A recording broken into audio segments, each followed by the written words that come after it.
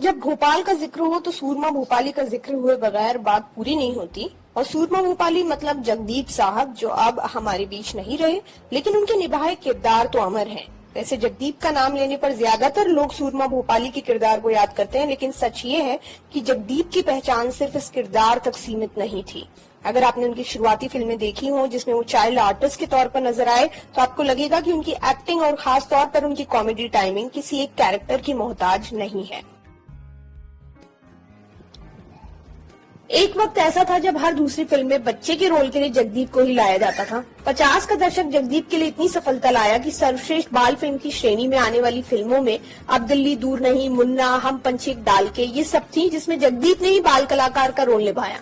हम पंछी एक डाल के ये फिल्म पंडित नेहरू को इतनी पसंद आई कि उन्होंने जगदीप और बाकी सब बच्चों को मिलने के लिए बुलाया और जगदीप को तो अपनी छड़ी भी दे दी, जिसे उन्होंने जिंदगी भर संभाल कर रखा।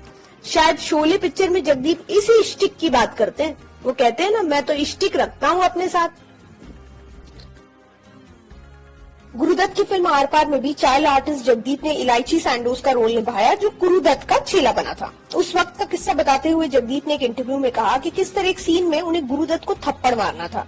जगदीप ने गुरुदत्त को जोर का तमाचा मारा, जिस पर फिल्म के एडी यानी असिस्टेंट डायरेक्टर ने जगदीप से कहा कि तुम्हें गुरुदत्त को इतनी जोर से थप्पड़ नहीं मारना चाहिए था। जब गुरुदत्त को ये बात पता चली तो उन्होंने एडी को ही निकाल बाहर किया।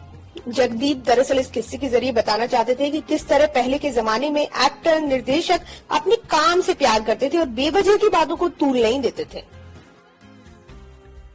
जगदीप ने विभाजन के वक्त को करीब से देखा, जब वो और उनकी मां बेहद मुफलिसी के दौर से गुजर रहे थे। 9 साल की जगदीप पढ़ाई छोड़कर साबुन कंघी बेचने लगे। उसी दौरान बी.आर. चोपड़ा की फिल्म अफसाना में एक सीन के लिए कुछ बच्चों की जरूरत थी जो ताली बजा सके। पता चला कि ताली बजाने के 3 रुपए मिल रहे हैं। जगदीप ने एक इंटरव्यू में उस दिन को याद करते हुए कहा कि उस सीन में एक बच्चे को डायलॉग भी बोलना था, लेकिन उसकी उर्दू साफ नहीं थी और वो ठीक से डायलॉग बोल नहीं पा रहा था।